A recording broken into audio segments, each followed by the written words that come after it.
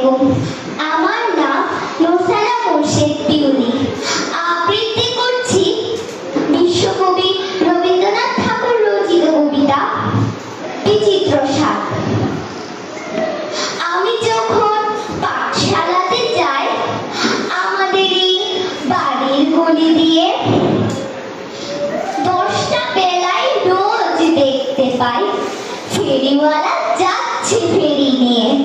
চুরি চাই সে হাঁকে, চিনের পুতুল ঝুড়িতে তার থাকে।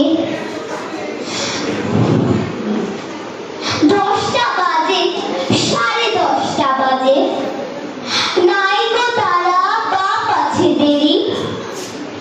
ইচ্ছে করে সিলেট ফেলে দিয়ে অমনি করে বেড়ায় দেরি। আমি যখন হাতে কালি মেখে ঘরে ফিরি 4:30টায়,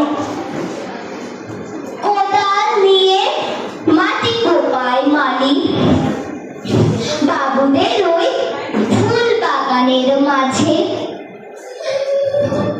কেউ তো তারে মানা নাহি করে, কোদাল গাছে পড়ে পায়ের পরে।